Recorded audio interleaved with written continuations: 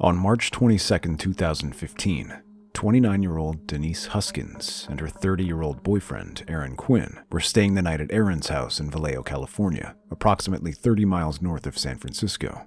The couple were both physical therapists at a local hospital. However, in the early morning of March 23rd, something terrifying unfolded for the couple. Around 1:53 p.m. on March 23rd, Aaron contacted the Vallejo Police Department to report that Denise had been abducted. The police were immediately dispatched to the scene and began an extensive search for Denise. Officers with the Vallejo Police Department utilized search and rescue dogs and dive teams as they scoured the entire city for the missing woman. As the search for Denise continued, Aaron, Denise's boyfriend, was interviewed by detectives and FBI agents in an undisclosed location. During their interrogation, Aaron provided crucial details about the events leading up to and following the abduction. He and Denise were woken up in the middle of the night by a bright beam of light shining in their face. The light was followed by a vibrating noise that Aaron attributed to a stun gun. Aaron claimed that he heard a male voice demanding they lie face down on the bed. As he and Denise complied, Aaron explained to the detectives that the intruder blindfolded him using swim goggles, but they had been blacked out with dark tape, making it impossible to see anything. The male intruder then instructed Denise to bind Aaron's wrists with zip ties. The intruder placed Aaron in a closet and covered his ears with headphones, playing a pre-recorded message before calming music. This message instructed Aaron to follow specific instructions and warned him not to interfere with the abductor's plans. During the message, the voice said that both occupants needed to comply or would be hurt by an electric shock or cuts to their faces. Before leaving, the intruder obtained Aaron's financial account information and passwords. Aaron later recounted to the detectives that the intruder placed him on the couch and told him that the professional group was monitoring him via webcam. After being left alone, Aaron said he passed out on the sofa, but eventually woke up.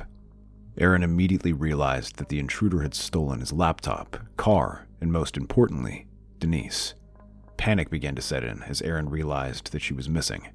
He checked his phone and discovered a chilling voicemail from the kidnapper, demanding money in return for her safe return. The intruder threatened Aaron, warning him to tell anyone who asked that he wanted the money to purchase a ski boat. A search for Denise began immediately. Officers with the Vallejo Police Department launched a massive investigation. The spokesperson for the department revealed that the detectives were treating the case as a kidnapping for ransom. As the investigation continued, the detectives involved in the case began to question certain aspects of Aaron's story, such as the details of the intruder's actions, the pre-recorded message, and the delay in reporting Denise missing. The detectives believed that Aaron's account of the incident seemed too elaborate and wondered whether he had played a role in Denise's disappearance. Aaron's mother, who spoke to Dateline, revealed that the detectives treated her son more like a suspect than a victim. They polygraphed him 5 times, placed him in a prison jumpsuit, and provided minimal food and water as they held him for hours in the interrogation room. These tactics were perceived as an attempt to coerce a confession rather than a determined effort to locate Denise. Despite Aaron's claims that an intruder had abducted Denise, the lack of evidence and discrepancies in his story led the detectives to consider alternative possibilities. They believed that Aaron might have harmed Denise and then concocted the story of the intruder to cover his tracks. However, without concrete evidence, they were unable to prove this theory definitively. Just over 30 hours after Denise vanished, reporter Henry Lee received an email with an audio file attached. This file, claiming to be a proof of life message from Denise, sparked a media frenzy and left investigators with questions. When Henry Lee opened the audio file and heard a female voice, it was undeniably Denise's. In the recording, Denise spoke about the day's biggest news. A German airliner had crashed in the Alps, resulting in the loss of 150 lives. Denise also mentioned her first concert, where she watched Blink-182 and Bad Religion with her friend and her friend's mom. On the surface, this recording seemed to be a clear indicator of Denise's survival. By mentioning current events and specific details of her own life, Denise appeared to confirm that she was aware of her surroundings and had the means to communicate with the outside world. However, reporter Henry Lee couldn't help but harbor doubts. One aspect that caught Henry Lee's attention was Denise's voice. He noticed something out of the ordinary. It lacked any signs of fear or distress commonly associated with someone who had been abducted. Instead, Denise's tone seemed casual, as if she were talking to a friend over coffee. This discrepancy raised suspicions that this recording may have been staged or altered in some way. As news of Denise's abduction spread, Her friends heard the recording and were deeply worried about her safety. Despite the message claiming that she was alive, her loved ones were in the dark about the specific circumstances surrounding her disappearance. All they had to go by was her voice on the recording. When Dateline interviewed Denise's friends, they expressed no surprise at the calmness evident in her recording. They claimed that they had been with Denise at the Boston Marathon in 2013 when a terrorist attack occurred. It was Denise who remained composed and took charge, leading herself and her friends to safety. Approximately 45 hours after Denise was first reported missing, the Vallejo Police Department announced that she had been located in Huntington Beach, California, approximately 400 miles south of Vallejo, where she had last been seen. This discovery raised suspicions among detectives, as Denise was raised in Huntington Beach. The detectives also knew that no ransom demands had been received, which left them questioning why her abductor had ultimately let her go. According to the spokesperson for the Vallejo Police Department, Denise spoke to the police in Huntington Beach after she said the intruder let her go. However, the Vallejo detectives stated that Denise refused to talk to them.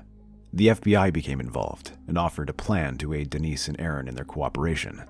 Despite this offer, the spokesperson claimed that Denise and Aaron still refused to engage with the Vallejo Police directly. The Vallejo Police Department spokesperson said that Aaron Quinn's statement about the intruder and Denise's abduction was such an incredible story that the detectives had a hard time believing it. Upon further investigation, the detectives could not substantiate Aaron's claims. This spokesperson boldly stated that Aaron and Denise had plundered valuable resources away from the community while instilling fear in residents. If anything, the spokesperson argued that Aaron and Denise owed the community an apology. Detectives involved in the case felt that there was significant evidence indicating that Aaron and Denise fabricated the intruder and abduction. Aaron's initial story to the detectives stated that he gave the intruder his credit card information, but further investigation revealed that no one attempted to access his bank accounts.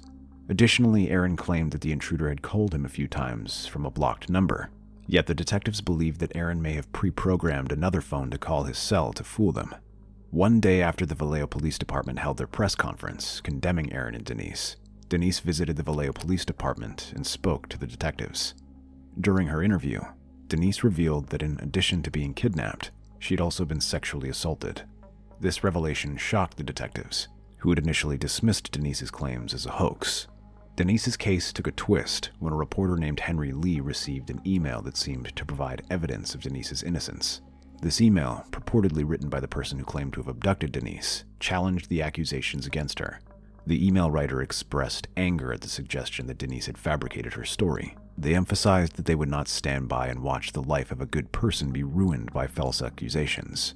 To support their claims, the writer attached 2 images to the email. In the first image, there was a water gun painted black with a flashlight attached to it. While this might seem innocent, the water gun could resemble a real weapon in the darkness. The second image depicted a bedroom with cardboard on the windows. According to the writer, this is the room where they held Denise during her abduction.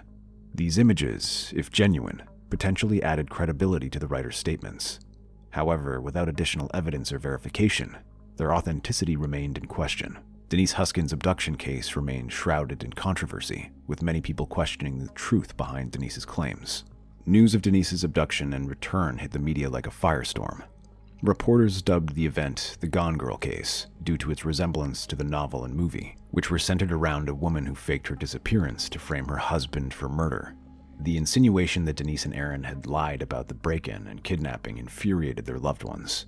Comparisons were drawn between the fictional case in Gone Girl and the real abduction of Denise Huskins. The media focused on similarities between the characters in the plot, fueling speculation and conspiracy theories. This comparison added to the intrigue and captivated the public's attention, adding fuel to the media frenzy. Furthermore, Denise and Aaron were subjected to harassment and online abuse. Trolls and anonymous individuals targeted them on social media, sharing their personal information and spreading misinformation. Their reputations became tarnished, and their personal lives were invaded. The impact of online harassment on individuals is severe and long-lasting, further exacerbating the emotional toll of the abduction on the couple. Denise's friends were deeply disturbed by these accusations. They knew Denise as a person of honesty and integrity, and they could not bear to see their friend being portrayed as a liar to the world. Those who loved Denise believed that her abduction was a genuine event, and they stood unwaveringly by her side. The media frenzy surrounding the case intensified, and Denise and Aaron found themselves the center of a media storm. They were subjected to intense scrutiny and speculation, with many questioning their motives. Denise and Aaron faced immense pressure. However, on June 5, 2015, just months after Denise's abduction, a similar crime rocked Dublin, California. This incident would provide crucial evidence contradicting the hoax accusations in Denise's case. Around 3 a.m., an intruder broke into a home in Dublin. The homeowner, awoken by the commotion, found himself face to face with the intruder. The intruder shone a flashlight in his eyes, uttering chilling words. He informed the homeowner that he had kidnapped his 22-year-old daughter. This homeowner and his wife, understandably terrified, found themselves in a struggle for their lives. Sensing an opportunity to escape, the wife ran to retrieve the cell phone. Her husband, displaying quick thinking, yelled to his wife, "Get the gun." This command caught the intruder off guard, and he quickly fled the scene. The husband and wife's daughter were in the bedroom, safe. When the police arrived at the scene, they found several items the intruder had left behind, including a cell phone. The detectives managed to trace the phone found at the Dublin crime scene to 38-year-old Matthew Mueller. After obtaining a search warrant for Matthew Mueller's arrest, officers headed to the family cabin in South Lake Tahoe, where they believed he was hiding. Upon arrival in South Lake Tahoe, officers arrested Matthew and took him into custody. The subsequent search of Matthew's home revealed several crucial pieces of evidence. First, investigators discovered a BB gun that matched the description provided by Denise's abductor. Additionally, investigators found a super soaker painted black and equipped with a flashlight and laser pointer, the same one depicted in an image sent to reporter Henry Lee by the kidnapper. Furthermore, investigators stumbled upon a room in Matthew's cabin that bore a striking resemblance to the one described by Denise's abductor to Henry Lee. The windows were boarded up, and the room appeared secluded. In addition to the BB gun and super soaker, investigators recovered a pair of swim goggles with lenses covered by black tape. Intriguingly, a long blonde hair was attached to the tape. This hair sample was sent to the California State Crime Lab for analysis, and the results came back as a match for Denise. This revelation undermined the hoax theory and raised suspicions that Matthew was involved. Furthermore, investigators conducted a thorough search of Matthew's car, finding a number of items of interest. A forensic examination of his GPS navigation system revealed that one of the addresses programmed into the GPS was the location near Huntington Beach, where Denise claimed her abductor had left her. This discovery further strengthened the case against Matthew and suggested that Denise's abduction was more than just a fabrication. Matthew was eventually arrested and charged with battery, robbery, and assault in relation to the break-in that occurred in Dublin, California, several months before the abduction. However, on July 13, 2015, additional charges were brought against him, including kidnapping in connection with Denise's case. As the investigation continued, detectives delved deeper into Matthew's background. They discovered he had enlisted in the United States Marine Corps, where he played the trumpet for the United States Marine Band. Matthew distinguished himself as a decorated Marine during his service, earning several service medals and ribbons and being promoted to sergeant. Despite Matthew never having experienced combat, he developed severe mental health struggles that he attributed to what he referred to as the Gulf War syndrome. As a result, he asked to be relieved from his duties as a police officer. His request was granted, and he received an honorable discharge. Following his graduation from Pomona College in 2003, Matthew moved to Boston and started at Harvard Law School. During his time there, he became passionate about working with immigrants and refugees. As a result, he remained at Harvard as a research assistant in the university's Immigration and Refugee Clinic. After a few years on the East Coast, Matthew grew tired of life in Boston. In 2019, he relocated to Silicon Valley, where he passed the California bar exam. However, he never registered for the actual bar. Despite his lack of registration, Matthew managed to find employment at several immigration law firms. He also founded a nonprofit organization that provided pro bono services to immigrants with mental illness. In 2013, Matthew's law license was suspended due to his inability to resolve outstanding dues owed to the California Bar Association. During his time at Harvard University, Matthew was diagnosed with major depression with signs of mania. His symptoms worsened over time, leading to a diagnosis of bipolar disorder. Additionally, Matthew developed paranoid delusions, becoming convinced that the government was wiretapping his phone and hacking his computer due to his suspected ties with immigrant clients that the government deemed as terrorists. In early 2015, Matthew relocated to a cabin in South Lake Tahoe, which his family had owned. He became a recluse, rarely sleeping and spending most of his time in a daze, watching Batman movies. Matthew's paranoia intensified, and he became increasingly suspicious of those around him. As spring approached, Matthew began experiencing psychotic episodes. During these episodes, he often wore a wetsuit, creating tools from swim goggles and super soakers, and engaged in bizarre behavior. Matthew's psychosis led him to develop a Robin Hood-like plan, where he would kidnap evil wealthy people and demand a ransom in exchange for their release. This act was morally justified to him due to his distorted perception of reality. In September 2016, Matthew pleaded guilty to 1 count of kidnapping and was sentenced to 40 years in prison. He faced additional state charges of kidnapping, burglary, robbery, and 2 counts of sexual assault by force. Denise found herself compelled to take the stand as a witness during one of Matthew Muller's trials. Her testimony was intense, as she described in detail the harrowing experience she had endured at the hands of the accused.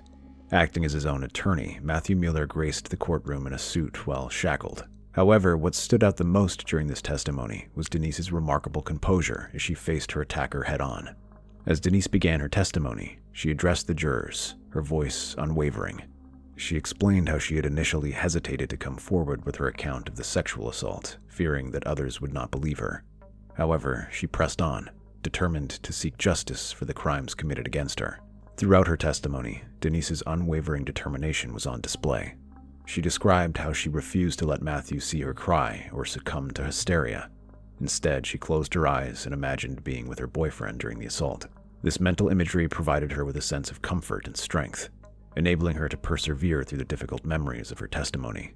Matthew Mueller, on the other hand, did not cross-examine Denise. He chose to let her testimony stand without challenging or refuting any aspects of her story. Matthew was deemed incompetent to stand trial for the state charges. However, in November 2022, he was declared mentally fit to stand trial and pleaded guilty to those charges. Netflix's recent release of American Nightmare, a documentary featuring Denise Huskins, has provided a comprehensive account of the assault and the abduction she suffered. Each episode of American Nightmare is 45 minutes long and was released on January 17, 2024. Denise, a brave and determined survivor, recounts her harrowing tale, detailing the 2 sexual assaults she endured at the hands of her abductor. During the documentary, Denise provides a detailed account of her experiences. She revealed how the assailant, who claimed to be a military veteran, sexually assaulted her twice. Denise claimed that she told her abductor she had been sexually abused as a child, hoping it would deter him from repeating the offense. However, her hopes were shattered when he assaulted her again. The assault informed Denise that he had recorded both assaults and would release the footage if she went to the police. This terrifying ultimatum left Denise fearing for her safety and the safety of her loved ones. As a result, she initially refrained from disclosing her sexual assault to the detectives, fearing that she may put herself, her boyfriend Aaron, and her family in further danger. In September 2015, Aaron Quinn and Denise Huskins filed a lawsuit against the city of Vallejo, seeking compensation for their false imprisonment, defamation, and false arrest, and intentional infliction of emotional distress. The couple alleged that the police department destroyed their reputations through an outrageous, completely unprofessional, and wholly unfounded claim of disparagement. According to People magazine, Aaron and Denise settled with Vallejo officials in 2018 for $2.5 million. Vallejo city representatives admitted that the case was not handled as sensitively as it should have been, and they offered an apology to the couple. The Vallejo Police Department eventually recognized their mistake and issued an apology to Aaron and Denise as well. In 2021, Denise and Aaron wrote a book about their ordeal, shedding light on their experiences and highlighting the challenges they faced in the aftermath of the abduction. The book served as a powerful tool to advocate for change and highlight the importance of victim support. Denise and Aaron are now proud parents to 2 daughters, born in 2020 and 2022. Denise has prioritized instilling a strong sense of self-worth in her daughters and never letting anyone dictate their worth. Aaron echoed these sentiments, expressing his hope that his daughters will grow up to be like their mother. Despite the challenges they faced, Denise and Aaron have shown incredible strength and resilience. Their story serves as a powerful testament to the power of love and determination in the face of adversity. Despite the passage of time, Denise and Aaron are still puzzled by the reason behind Matthew's actions. The documentary reveals that Matthew's original intent was not to kidnap Denise, but rather to abduct Aaron's former fiancée, Andrea. However, it remains unexplained why Matthew specifically targeted Andrea. Denise and Aaron shared their experiences with People magazine, expressing their frustration with the lack of answers surrounding Matthew's motives. Aaron stated that, like many other victims and survivors, they often encountered situations where definitive answers may not surface. He emphasized the importance of moving forward by focusing on what truly matters, such as their children and work. Aaron emphasized that getting stuck on finding answers could be detrimental to the healing process. He and Denise recognized that they may not receive a definitive explanation as to why Matthew targeted them. Despite the lack of closure, they continued to move forward, prioritizing their well-being and the well-being of their children. Denise and Aaron's focus remains on moving forward and rebuilding their lives, regardless of the reasons behind Matthew's actions. What happened during Denise Huskins' abduction case serves as a stark reminder of the potential consequences when hasty judgments are made without sufficient evidence. The Vallejo Police Department's initial dismissal of the case as a hoax undermined the victim's credibility and hindered the investigation process. This incident underscores the importance of due process and the need to thoroughly investigate all leads before dismissing them as false or fabricated. By doing so, law enforcement agencies can ensure that all potential victims receive the attention and support they deserve. Matthew Muller is currently incarcerated at the Federal Correctional Institution, FCI, in Tucson, Arizona. He is serving a 31-year state sentence that will run concurrently with a 40-year federal sentence. Concurrent sentences refer to multiple sentences being served at the same time, but they do not merge into a single sentence. In Muller's case, both his state and federal sentences will run simultaneously. According to the court records, Matthew Muller's release date is July 8, 2049. This date means he is expected to complete his state and federal sentences and be released from prison that day. However, it is important to note that this date is subject to change and can be affected by various factors, including good behavior, participation in rehabilitation programs, and any changes in sentencing laws or regulations.